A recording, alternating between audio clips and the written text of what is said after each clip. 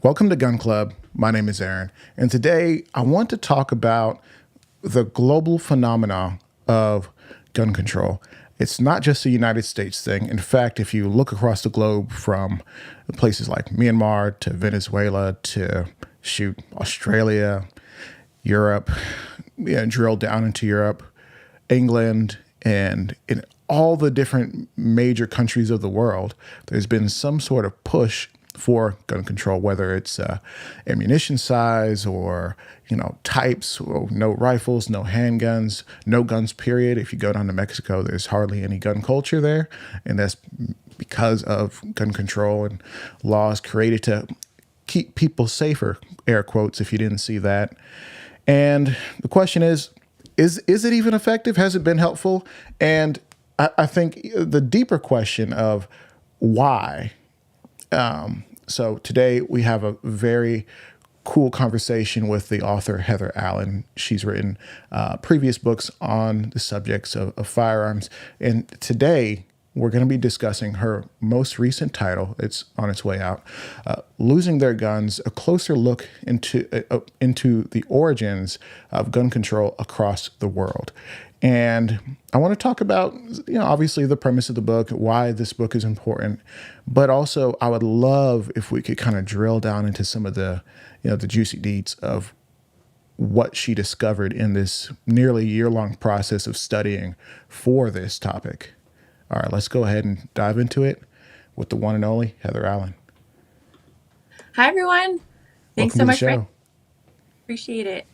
Yeah. Well, as you probably heard in the intro, we want to talk about your book and the things that you've been studying, in preparation for launching this title, which is coming out shortly, and it may be out by the time someone listens to this. "Losing Their Guns: A Closer Look into the Origins of Gun Control Across the World." What the heck is this book about? It's pretty much in the title, just how it was interesting to me. If you want, I could talk about where the idea kind of spurred from. I was on a beautiful trip to Greece. I highly recommend if you get the chance to go to Greece, you should do it. But obviously, I was looking into their laws, like how fun would it be to shoot a gun in Greece? Because I knocked off all 50 states, so that was a cool goal. But turns out it's pretty much impossible to shoot in Greece. And we were on a tour, and our tour guide said, on this very spot, a journalist was shot. He was assassinated and he died. And in a, I will be honest, I was pretty snarky when I asked. I was like, wait, what? How did that happen? Like, can't you guys not have guns? Like, how is this person shot? Like, guns are pretty much illegal here. And the tour guide said it was a time of war. Everyone had guns. And I just paused. I was like, how did a country go from everyone having guns to now pretty much no one in the country had them? It's a crazy process. So I was like, well, where did they go? How were they taken? When I got home, I kind of joked, I'm like, massive safe of guns in North Carolina. I was like, well, how did all these other countries lose their guns? And I saw if there was a book about it, and I couldn't find one. So it just kind of hit me like I should write a book about how all these countries lost their guns, because it was something I was really interested in. I figured other people would be too. Well, it sounds to me that this book is somewhat of a, like a retrospective then, of just telling the history of the world in a way. And one of the, I guess, each country having their own individual stories of how they lost their guns. Like if America ever had that story, first of all, I'm not sure there would be in America after that. But also, there are other countries who have had that issue, and it's happened, like Greece. Australia is extremely notable, and I think a recent example, even because it happened within the last 40 years. What are some of the things that you've noticed? Are there any trends? Are there any patterns? Or is there any country that sticks out to you from that list that really just like this one? We have to look at this. Something I was interested in, I hit all seven continents, which meant I dove into Antarctica. Like, and your guess was probably as good as mine. Like, what is Antarctica's gun laws? And that was really interesting. There's kind of like this treaty system. So basically, whatever the country's gun laws are, that's what you follow in Antarctica. So I thought that was really interesting.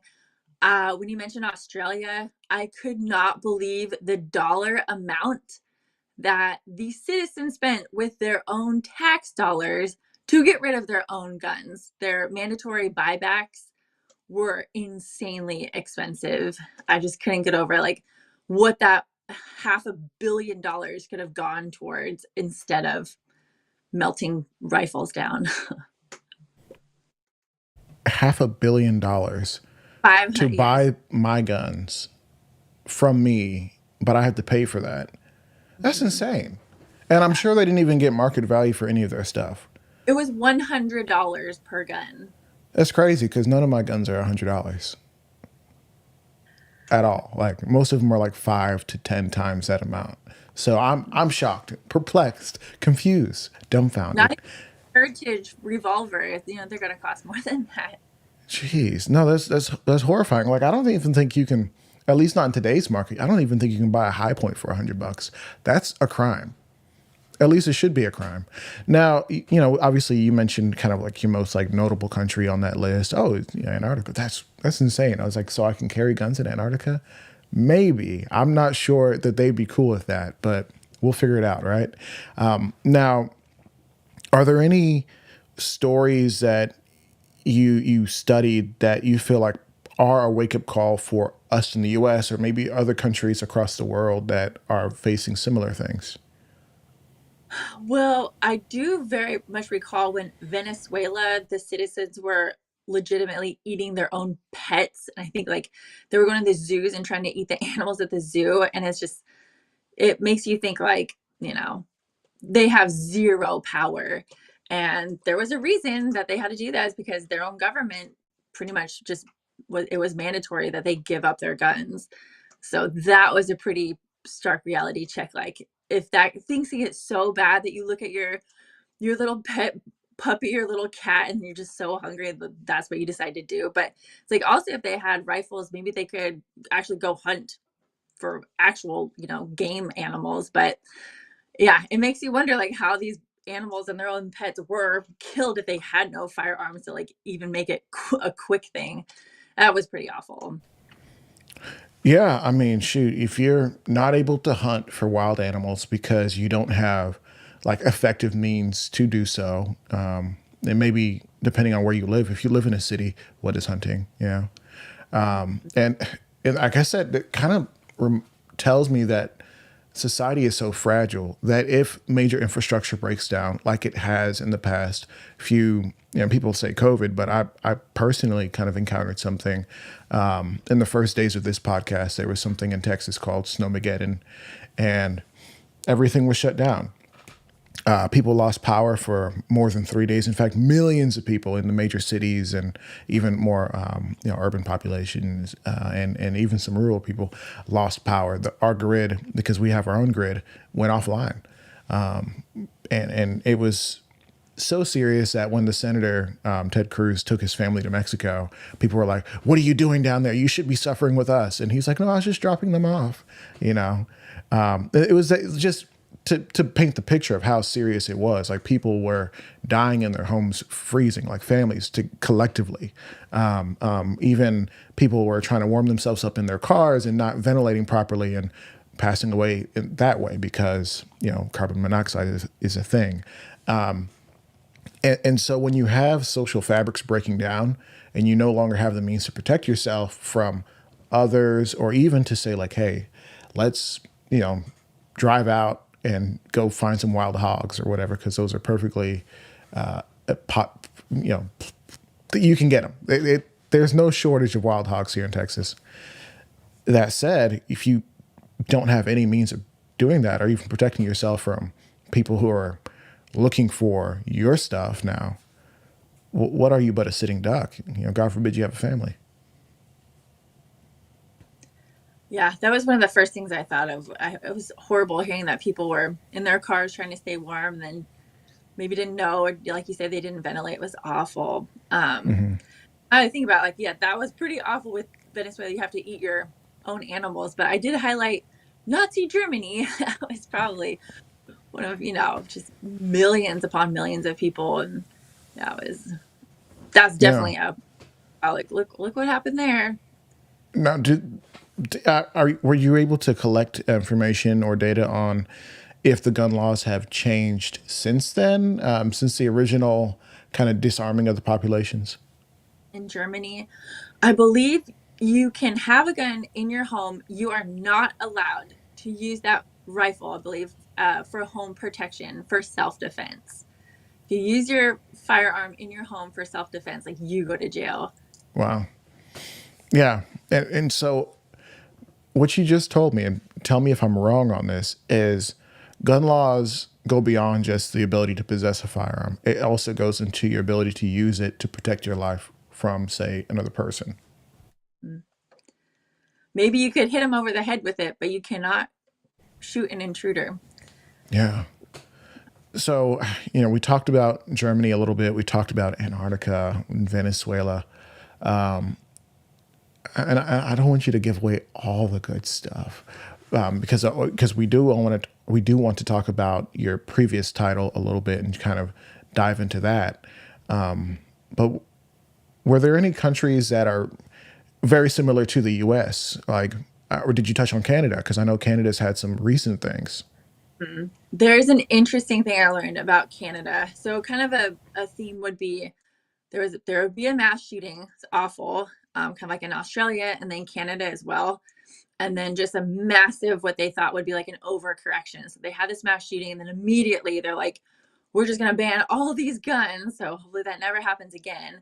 And a really sad story was, I believe the mass shooting happened in a college, and the public person, the person in charge, the chief of police of public relations, he was the one who went in and he found his own daughter.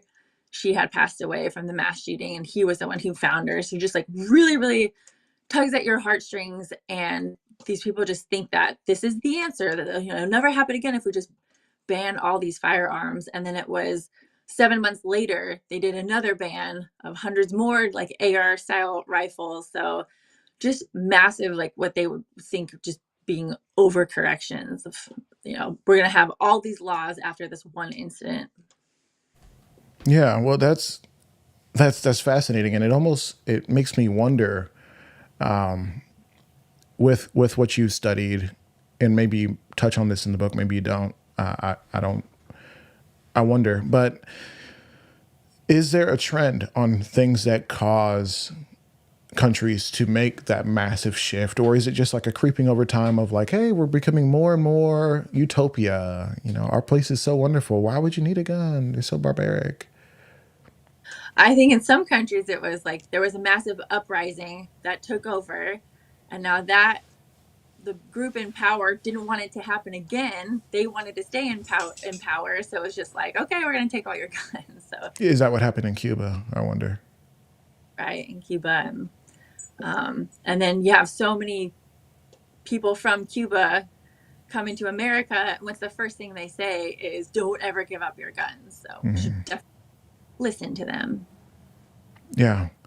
Now, has it kind of my previous question? Is it generally the case that it's like some sort of rebellion, or is it like a mass shooting that kind of leads most of these like developed nations like that are U.S. like to kind of move in that direction, kind of like with Canada and some others? Those were definitely themes I saw when I was studying. You could definitely say that, Okay. with like shooting and then the gun laws and then an uprising, then more gun laws, or just people coming into power and just wanting total control, like North Korea. I talk about that, and I was like, why am I not finding so much information before? It was like the 1940s. I guess it was part of Japan, so I learned a lot about geography as well. Fascinating. You see, I didn't know that, and I guess if someone is a real student of history, then they should definitely look into your title and pick up a copy for them and their friends. That said, I know we kind of talked about general themes of. I'm Yeah, sorry. Go like ahead. Khmer Rouge. I don't remember learning about that in high school, and I would have guessed it was a lot longer time ago that it actually happened. But it was like the 1970s was when the Khmer Rouge was in power. I was like, oh man, just so much I think I was a pretty decent student, but I do not remember learning about a lot of these things. Yeah, same. And it's funny because, history is written by the victor. So there's things that will be lost to history because people make it so, So that's fascinating. I appreciate you bringing that point up.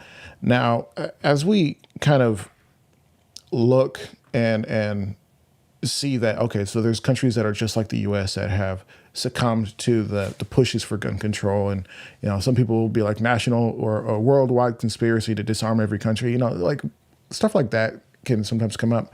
But what do you think is so different about the United States that we've resisted so heavily mass gun control across the entire nation, like a federal gun control ban or a law? Because there have been laws and bans and whatnot by Congress and whatnot, and some of those have already sunsetted, and there's still restrictions. But how are we still here? Well, when I told my daughter the title of the book, she's like, well, why didn't you call it Losing Their Right? And I said, because they were not born with these rights. Like we as Americans, we have this Second Amendment right was the second thing they wrote, and so we have this inalienable right. These countries don't have that type of right. And I think just the way our country was formed, this rebellion, it was the well-armed militia that was the reason that we're all Americans today. So I think it is instilled in us. And then we have the NRA and other great groups. And I did learn that England, there's an NRA in England as well. Oh, okay. Um, Is it the but same NRA or is it like a different thing altogether? it's the National Rifle Association. But I'm trying to think when that one was formed. I think it was about the same time, but theirs is just like all relics. So they have a museum with just all relics. So different from our NRA. But I think people do understand the importance, and then they support these groups who are fighting these crazy laws. So I worked for the California Rifle Pistol Association. So I definitely saw firsthand just how different it is moving to North Carolina where all of these things are legal. And even today, I've been here almost 4 years. I'm like, you could do that? That's legal here? Oh, okay. Yeah, no, it's really interesting because gun laws are so, I think, overly complex at times, and they vary so heavily from state to state. So kind of thinking like and saying out loud, like, "Oh, is this legal? Is this okay? Is this allowed?" And first of all, I'm like, if you have to ask another man if something's allowed, we're in a bad place. But also, just as a kind of like an idea, it's just like how are we at a point where we go from Second Amendment, so clear, shall not be infringed to okay, so you can have a gun as long as it's this way, and if it's configured that way, if it's got a rifle stock on it, it's got to be 16 inches on the barrel, 26 inches overall, and it just gets really like this isn't calculus, guys. Can I have a gun or not? Can I defend my country with it or not? Am I going to jail or am I good to go? Right. Are they going to kick in my door and kill my dog? Like what's happening here or not? So, Yeah, I recently got my FFL, and when the ATF came, I just was very adamant. My dog's very friendly. It's a very nice dog. that's rich. That's hilarious. So this is a live show, and we the podcasts are streamed live to our audience over on the Gun Club Radio YouTube channel. And so, a longtime listener and big time supporter of the show, Gun Websites, wondered out loud if millionaires in the U.S. are spending money in other countries to kind of push anti gun agendas, and I think there's that question, but also kind of the broader question of who is kind of funding these efforts. Because, like you said, in Australia, that's a lot of money I, spent. I can definitely tell you what I learned writing my last book and just living through it. Well, it was the crazy measure 114 in Oregon. And you know who funded that was the Lutheran Church. There was a Portland huge conglomerate like Lutheran Church, and they were the ones hardcore funding and just spreading the word. Luckily, I think none of it went through because there were so many lawsuits. It was just like this crazy, huge insane gun control bill. Um, but I thought that was interesting that this huge church was the one backing it all. Yeah, and it's fascinating because churches, they don't normally talk about firearms and self defense, and some people have like this misnomer of, it's a crime to defend yourself. Like, oh, if somebody attacks you, turn the other cheek and just let them kill you. Even though that's not actually in the Bible. In fact, there's scripture to support the idea of defending yourself, especially in certain scenarios. And we can get deeper into that if you're very well versed, but I try not to go too crazy into the weeds so it doesn't throw people off. Or sell your cloak and buy one, right? That was in Luke, I believe. Yeah, to if you don't have a sword, to sell your cloak and buy one. And so I know you briefly touched on your other book. Can we, I guess before we dive into that, we barely touched on who you are. What's that? I said before we go into the next book, we barely touched on who you are, right? And of course, if there's anything you wanted to wrap up on the previous book or on this next book, you can share. Yeah, I was born and raised in Long Beach, California, and I worked for the California Rifle Pistol Association. I learned a lot about not only your Second Amendment rights, but just your constitutional rights in general.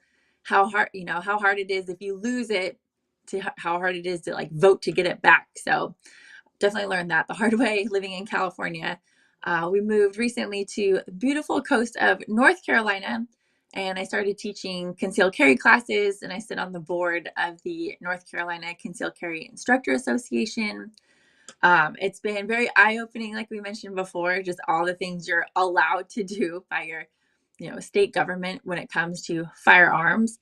Yeah, and then I wrote my second book. It's called Losing Their Guns. This is my little first draft, but how cool is the cover? Let's see if you guys can see it. It's got a cool like last gun. And my first book was about how I shot a gun in all 50 states, and I talk about where I shot, what I shot, who I shot with, but most importantly, that state's gun laws. So it's called 50 States in My Sights, and I just chronicle shooting a gun in all 50 states. So it was an amazing journey. It took me about 3 years, but I learned a lot, met a lot of great people.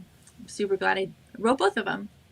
Yeah, well, I think we need more people who are documenting and studying and researching and coming on podcasts to explain exactly what they found.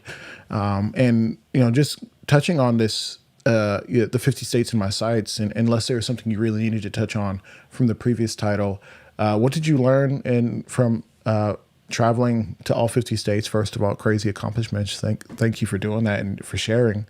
But Uh, what did you learn? I, a lot. So something that really stood out was Delaware. In order to get a concealed carry permit in Delaware, you have to put pretty much an advertisement in your local newspaper for 10 days stating that you are requesting to get this permit, and you have to put your home address, and it stays in the newspaper for 10 days. I thought that was pretty crazy. Um, it was in Hawaii and New York. The guns were chained to the bay, so I guess people couldn't kind of go like do one of these, but I'd never seen a gun chained physically to the bay before, so that was kind of interesting. Yeah, I didn't know there were so many places with just open land with free shooting ranges. So Iowa, there's you throw a rock and there's a free shooting range. I was like, oh, this is amazing. South Dakota was beautiful. I really loved Maine. But yeah, I just got to go shoot with my friends and met some people along the way. But it was a really cool experience. Yeah, well, I know you weren't necessarily doing a deep dive on like gun culture in each state, but what would you say, just based on people that you've met or, how ranges are kept up, what would you say in regards to maybe top states that have like top gun culture or the ideas of how to make a cool shooting environment even? I thought Idaho was really cool, and I thought Indiana really has like true constitutional carry. You're 18 years old, so even other places like they have the permitless carry, but maybe you have to be 21. Like here in North Carolina, you have to be 21 to get your concealed carry permit. We're not quite constitutional carry yet. Hopefully, we're the 30th state. But I do remember being in Rhode Island, and on that day, their governor signed capping magazines at 10 rounds. And I was like, oh, coming from a Californian, like, I know how you feel. And it's going to take a long time to get that back. And they still haven't even, it's been probably over a decade in California, and they're still working on that. Yeah. That's very concerning, and there's guys in the Discord, and we'll talk about some of those things in a moment. But we have a guy who moved from Washington, which had pretty egregious gun laws, to I believe North Carolina. Oh, So, you know, trying to find different opportunities and enjoy better gun laws because he's avid shooter and whatnot, and it's very difficult to enjoy anything when it's like, okay, well, you can't do this, you can't get that. If you get this shipped into the state, you're going to jail. And it's just, there's so many things. Like I said earlier, it's very confusing. mm-hmm. So I guess my thought and my question is, as you kind of traveled around and experienced different restrictions, going back to California, or did you go back to California on this trip? I started in California. Yeah, I started Yeah. there, and then I hit quite a few states when we drove across country. So that was nice. Yeah. Okay. Well, with that, what do you say, or what's your thoughts on people who are like, you know what, I'm sick of this state. Life is too short. I'm just gonna go live somewhere else. And basically, your vote is lost. Are you okay with that because you understand, or yeah, because you did that, right? I mean, or did I did you?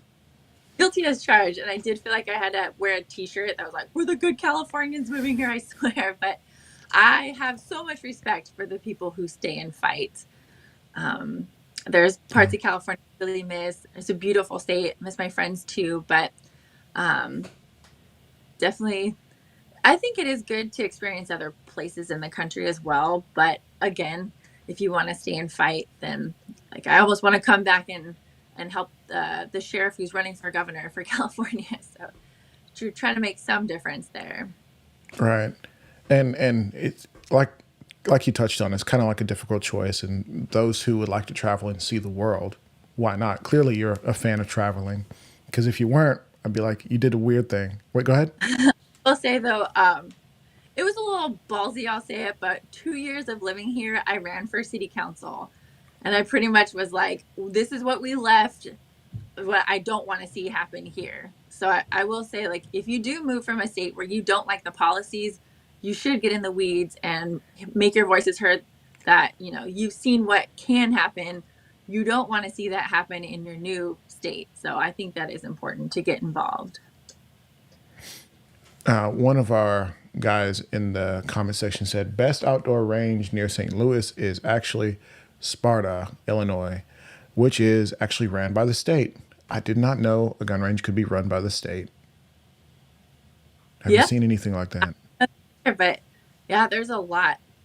The one I shot in Idaho and South Dakota, they were beautiful. And Iowa as well. Yeah, state run.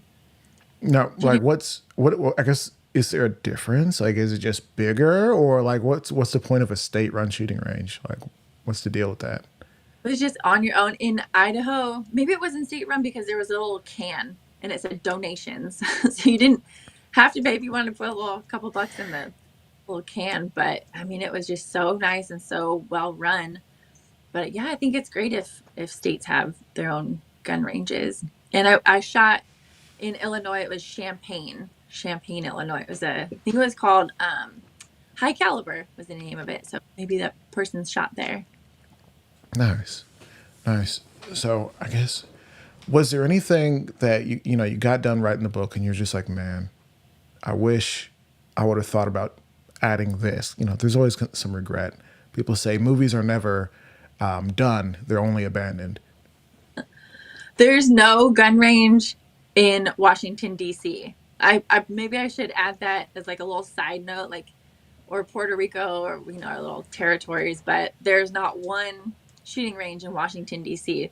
Hmm. So we went to Maryland and we met a really cool guy who was saying like he trains all the Congress people and The senators, when they want to get their concealed carry permit, they have to do it in Maryland.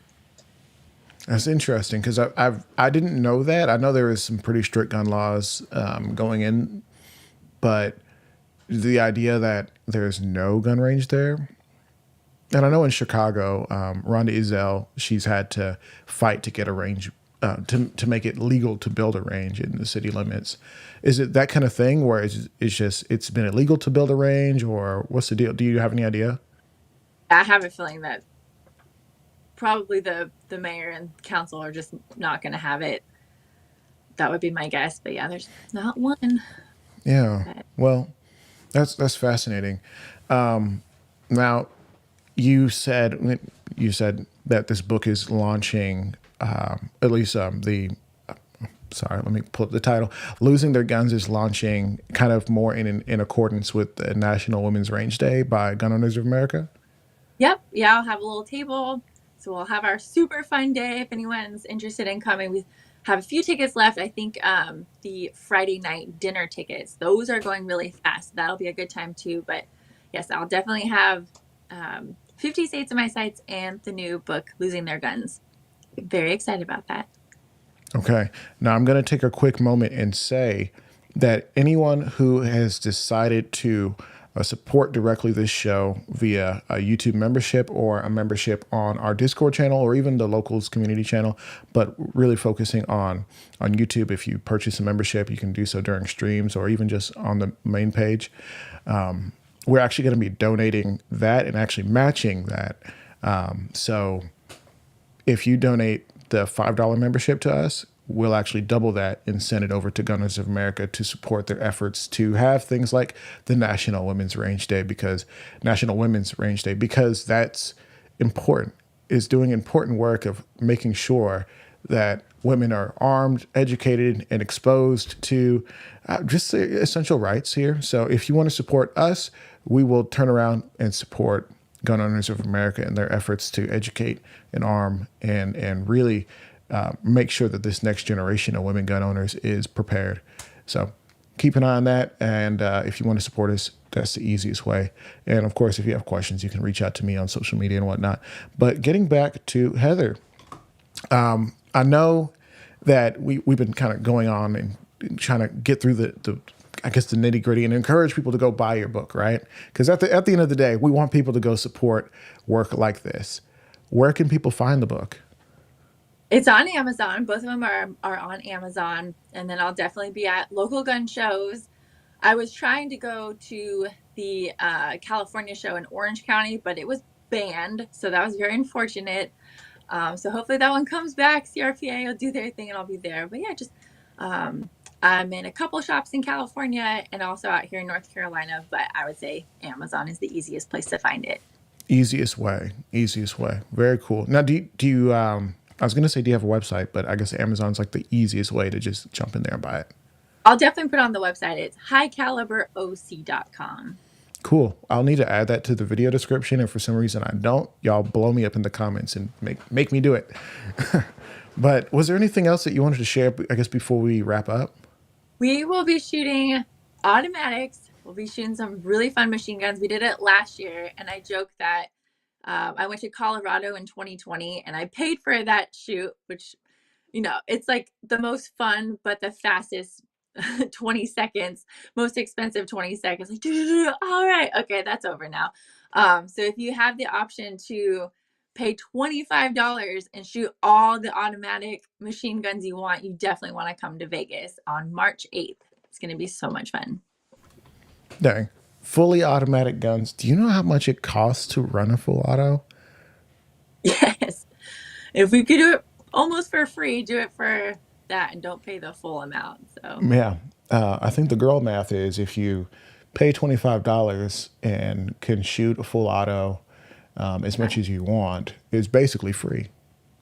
and that's including lunch as well. I mean, it's Oh, just yeah. All you all did the was pay for lunch. That's amazing. uh, Okay. Well, I want to make sure that people can go buy the book. You said Amazon. Book is called Losing Their Guns, A Closer Look into the Origins of Gun Control Across the World. Of course, written by you, Heather Allen. And thank you so much for being on the show. Thank you. Thank you so much for having me. It's really fun. Great talking to you. I think there needs to be more podcasts about really telling people you got to get involved. This is what can happen if you don't. So I appreciate your channel. Yeah, of course. Well, we got to make sure we do that. And guys, you're watching, listening, wherever you are, thank you so much for the guys who are watching live. And of course, if you are watching or listening on podcast, be sure to check the show notes description and support Heather and her work, and encourage her to write another book, because we need people to really study these things and share their information with us. And if we can do it for free on a podcast, I will get that information and share it for free on a podcast. But of course, the book's not much. Go support Heather. And of course, support work like Gun Owners of America, Firearms Policy Coalition, and others. And if there's maybe a group or organization that you're really excited about, reach out to me and tell me so I can look into it and maybe invite somebody from that group on this show so we can talk about some of the crazy stuff that's happening in our world. So that said, guys, thank you so much for watching, listening, wherever you are. And thank you for tuning into Gun Club.